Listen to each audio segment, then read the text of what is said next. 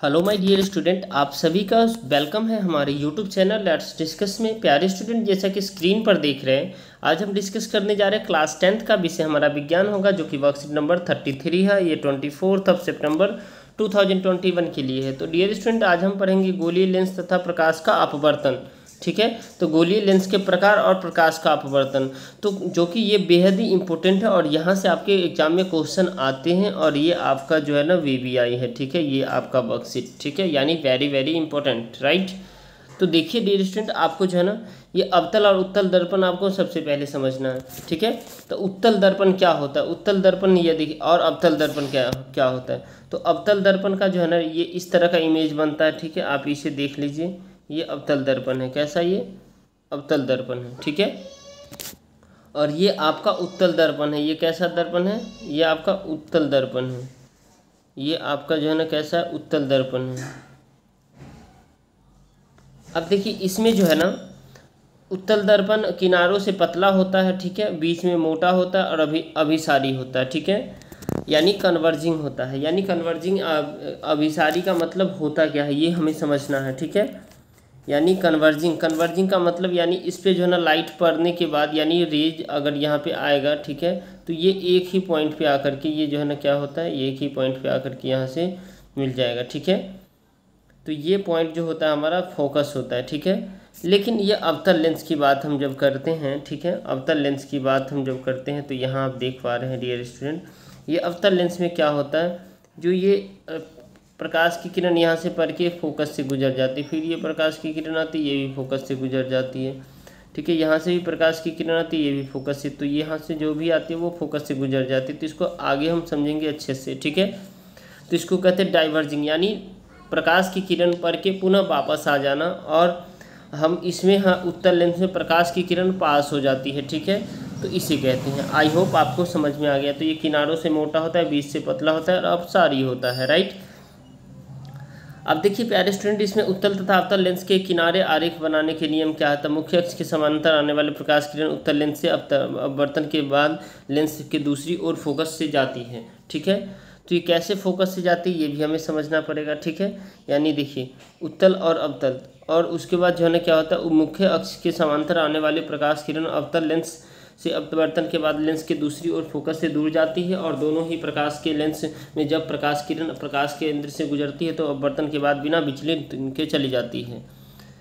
और आपको lens formula याद रखना, 1/v -1/u equal to 1/f, यानी आवर्धन सूत्र, यानी m इक्वल टू क्या होता है, h'/h, यानी v/u। ठीक है, इसे आवर्धन सूत्र कहते हैं। इसका जब हम कुछ निकालेंगे, फाइंड आउट करेंगे तो भी हमें समझ में आएगा। ठीक है, तो ये देखिए लेंस की क्षमता 1/f, या f फोकस दूरी मीटर में होता है। जैसे हम लेंस की क्षमता को डायाफ्टर में मापते हैं, तो आपसे पूछेगा लेंस की क्षमता के डायाफ्टर को किसके में मापते हैं, तो आप कहिएगा डायाफ्टर में। ठीक है, और ये आपके एग्जाम में आएंगे ये क्वेश्चन। ठीक है, अब देखिए डियर स्टूडेंट, प्रकाश अपवर्तन के नियम क्या, आपतित किरण अपवर्तित किरण तथा अब दोनों माध्यम में अलग अलग करने वाले पृष्ठ के आपतन बिंदु पर अभिलंब सभी एक ही तल में होते हैं। यानी कि ये देखिए यहाँ पे आप देख रहे हैं, जैसे यहाँ आया आपतित किरण है, यहाँ से परावर्तित यहाँ से चला गया किरण, तो ये आपतित किरण है, ये परावर्तित किरण है। कैसा, ये परावर्तित किरण है।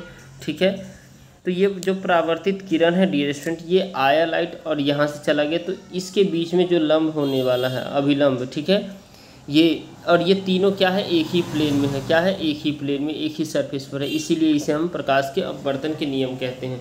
ये आएगा यहाँ से, आप कह सकते हैं यहाँ से आएगा, फिर से यहाँ से पढ़ के जाएगा, फिर से यहाँ से आएगा, फिर से यहाँ से पढ़ के चला जाएगा। ठीक है, तो इसे प्रकाश के अपवर्तन के नियम कहते हैं। आई होप आपको ये समझ में आ गया डियर स्टूडेंट। अब देखिए प्रकाश के निश्चित रंग तथा माध्यमों के युग्म के लिए साइन आई और आपतन कोण तथा साइन आर अपवर्तन कोण का अनुपात स्थिर होता है, यानी स्थिरांक इक्वल टू साइन आई अपन में साइन आर होता है। ठीक है, इस नियम को स्नेल्स का भी नियम कहते हैं। तो आपसे पूछा भी जा सकता है स्नेल्स का नियम क्या है, तो स्थिरांक बराबर साइन आई अपन में साइन आर होता है। आई यानी इंसिडेंट रे, यानी ये देखिए इस पे जो ये इधर से जो आपतित किरण है आई, ठीक है, ये आई होता है। ठीक है, ये आई इंसिडेंट रे होता है, और यहाँ से जब लाइट पास हो जाती है तो ये रिफ्लेक्टेड रे होता है, यानी आर रिफ्लेक्टेड रे। ठीक है, और इस बीच में एक नॉर्मल होता है। ठीक है, अब देखिए इसमें आप जो है ना अपवर्तनांक क्या होता है, अपवर्तनांक यहाँ से क्वेश्चन आपके आते हैं। माध्यम के युग में प्रकाश की गति के अनुपात को अपवर्तनांक कहते हैं। माध्यम में प्रकाश की गति क्या होता है, माध्यम 2 में प्रकाश की गति, ठीक है। तो इसमें निरपेक्ष अपवर्तनांक क्या होता है, यदि माध्यम 1 वायु या निर्वात के तथा 2 का अपवर्तनांक निरपेक्ष अपवर्तनांक कहलाता है। यानी निर्वात में प्रकाश की गति वर्सेज माध्यम में प्रकाश की गति, ठीक है, ये होता है फार्मूला। अब डियर स्टूडेंट इसमें जो है ना हमें ये देखना उत्तल या अवतल लेंस के लिए वस्तु की विभिन्न स्थितियों के लिए बिंब की स्थिति और बिंब का आकार तथा अपवर्तन के लिए एनसीईआरटी पाठ्यपुस्तक अध्ययन देखें, ठीक है। तो इसको अध्ययन करना यानी आपको बुक में है जो है ये सारे जो है ना ये सारे इम्पोर्टेंट है। ये जो पॉइंट बताया जा रहा है जो बिंब की स्थिति और बिंब की प्रकृति और बिंब का आकार देखने के लिए आप एनसीईआरटी को देखिए, ठीक है। वैसे मैं बता सकता हूँ जो है ना इसको आपको कैसे करना है, ठीक है। एनसीईआरटी में आप जाइए, वहाँ पे आराम से लिखा हुआ है, ठीक है। अब देखिए डियर स्टूडेंट इसमें पूछे गए प्रश्न का हम एक एक करके आंसर ले लेते हैं। पहला क्वेश्चन है, ठीक है, उसका दूसरा क्वेश्चन है, तीसरा क्वेश्चन है। चलिए सभी क्वेश्चंस को हम देखते हैं। तो पहला क्वेश्चन है, देखिए यहाँ फर्स्ट क्वेश्चन है, उत्तल लेंस के लिए वस्तु के समान आकार का प्रतिबिंब प्राप्त करने के लिए वस्तु को कहाँ रखना चाहिए। तो वस्तु को हम कहाँ रखेंगे जो समान आकार का प्राप्त हो जाए। तो चलिए इसके आंसर को देखते हैं। तो इस फोकल लंबाई के दुगुने पर उत्तल लेंस द्वारा बनाई गई प्रतिबिंब वास्तविक और उत्तल और वस्तु के समान आकार की होती है, ठीक है। तो यहाँ पे हमें क्या करना चाहिए, होना चाहिए, ठीक है। और देखिए दूसरा है, यदि किसी लेंस की फोकस दूरी 15 सेंटीमीटर है तो लेंस का प्रकार कैसा होगा। तो लेंस का प्रकार तो बेहद ही आसान है। लेंस की उत्तल दर्पण होगा, कौन सा होगा, उत्तल दर्पण होगा। अब नेक्स्ट देखेंगे डियर स्टूडेंट, क्वेश्चन नंबर हमारा थर्ड है, निम्न में से किसका उपयोग कर लेंस बनाने में नहीं किया जा सकता। तो क्ले का उपयोग करके लेंस नहीं बनाया जा सकता। यानी क्वेश्चन नंबर आपका थर्ड का फोर्थ ऑप्शन है क्ले मिट्टी का उपयोग नहीं किया जाता है, राइट।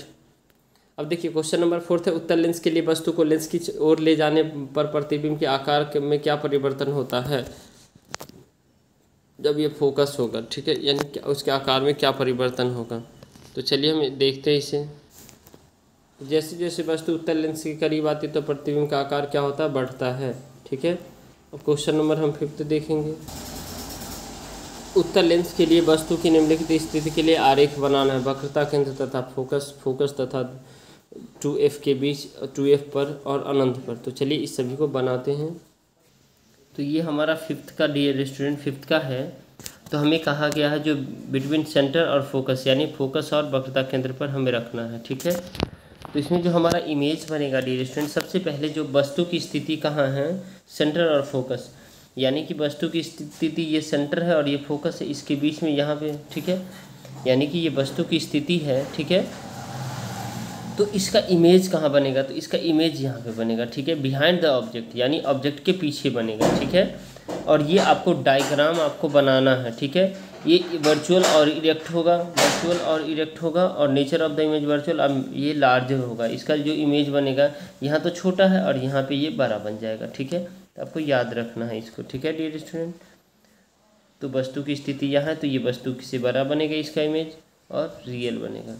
अब नेक्स्ट है डियर स्टूडेंट जो क्वेश्चन कह रहा है, इसी में वस्तु को जब हम कहाँ रखेंगे, ये देखिए बी ऑप्शन में। अब क्या करेंगे डियर स्टूडेंट, वस्तु की स्थिति जब हम रखेंगे तो फोकस और 2F के बीच में, यानी कि फोकस और 2F के बीच में हम वस्तु की स्थिति जब हम रखेंगे डियर स्टूडेंट, ये देखिए।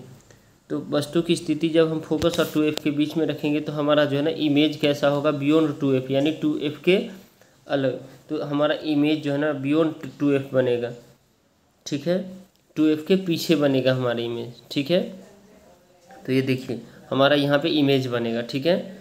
अब देखिए उसके बाद जो है ना क्या कहते हैं, ये वास्तविक और आभासी प्रतिबिंब होगा। इसका जो इमेज कैसा होगा, वास्तविक और आभासी होगा। कैसा होगा, वास्तविक और आभासी होगा। उसके बाद डियर स्टूडेंट इसका जो है ना साइज क्या होगा, बिगर इन साइज देन ऑब्जेक्ट, यानी ऑब्जेक्ट के साइज से बड़ा होगा, ठीक है, ऑब्जेक्ट के साइज से बड़ा होगा जब हम, ठीक है। तो आई होप आपको ये समझ में आ गया। अब नेक्स्ट देखेंगे इसी में 2F के लिए बीच में, ठीक है, 2F के बीच में, 2F के बीच में रखेंगे तो यहाँ पे ये कैसा बनेगा। तो हमें इसको देखना है डियर स्टूडेंट। तो ये देखिए ये हमारा जो इमेज बनेगा, जब इमेज 2f के बीच में रखेंगे, ठीक है, तो इमेज हमारा 2f पर बनेगा। कहाँ पे बनेगा? 2f पर। यहाँ हमारा इमेज बनेगा, ठीक है। कहाँ बनेगा हमारा इमेज? 2f के पर हमारा इमेज बनेगा। अब उसके बाद क्या, इमेज का साइज़ सेम साइज होगा। ये देखिए, ऑब्जेक्ट यहाँ और इमेज का भी यहाँ, इमेज का यहाँ, ऑब्जेक्ट का यहाँ, ठीक है, सेम साइज़ बन रहा है, ठीक है। तो ये ऐसे आया, ये पास हो गया, ठीक है। ये आपको जो है बनाना आना चाहिए, और ये हमेशा आप सही डालेंगे, ठीक है। नहीं तो एग्जामिनर के पास राइट होता है जो आपका नंबर डिडक्ट कर ले। और वास्तविक और आभासी प्रतिबिंब होगा। कैसा होगा? प्रतिबिंब वास्तविक और आभासी होगा। अब इसी में इन्फिनिटी पे रखते हैं, यानी अनंत पे रखते हैं, ठीक है। अनंत पे जब रखेंगे तो फोकस पे बनेगा। इसका इमेज कहाँ पे बनेगा? इमेज हमारा जो है ना डियर स्टूडेंट, इसका हमारा फोकस पे बनेगा। कहाँ पे बनेगा? फोकस पे बनेगा, ठीक है। और वास्तविक और इन्वर्टेड होगा, यानी जो है ना वास्तविक और आभासी होगा। ये सबसे छोटा इमेज बनेगा। कैसा बनेगा? सबसे छोटा, हाईली डिमिनिश्ड बनेगा इसमें इमेज, ठीक है। अब हम क्वेश्चन नंबर नेक्स्ट देखेंगे। 6 है, लेंस के संदर्भ में परिभाषा करो और वक्रता केंद्र का फोकस और लेंस की क्षमता को परिभाषित करें। 7th है, और यदि किसी लेंस की क्षमता 2 डायोप्टर है +2, तो फोकस दूरी का भी पता करना है और लेंस का प्रकार भी बताना। तो चलिए ये 6 और 7 को एक साथ करते हैं। ये देखिए, वक्रता केंद्र किसी उत्तल या अवतल लेंस में 2 गोलीय पृष्ठ होते हैं। इनमें से प्रत्येक पृष्ठ एक गोले का भाग होता है। इन गोले के केंद्र के लेंस को वक्रता केंद्र कहते हैं। और यह जब किसी लेंस पर प्रकाश की किरण आपतित होती है तो अपवर्तन के कारण यह कुछ विस्थापित या मुड़ जाती है, और लेंस द्वारा आपतित किरण के मार्ग में उत्पन्न यह विचलन या मोड़ या विस्थापन ही उस लेंस की क्षमता कहलाती है, ठीक है। उसके बाद लेंस की क्षमता को डायोप्टर में मापा जाता है। याद रखना, ये आपके एग्जाम में आएगा। और इसीलिए कि पावर शक्ति धनात्मक और उत्तल लेंस होता है, तो 1/में F = 1/V = 1/2 = 0.5 मीटर हो जाएगा। तो इसको सेंटीमीटर में करेंगे तो 50 सेंटीमीटर हो जाएगा। आई होप मेरे प्यारे स्टूडेंट ये आपको वर्कशीट काफ़ी अच्छा लगा होगा। इस वीडियो को लाइक करिए, हमारे चैनल पर नहीं तो चैनल को सब्सक्राइब कीजिए और वीडियो को शेयर कीजिए, ठीक है। चलिए फिर मिलते हैं। Bye bye, take care, have a nice day.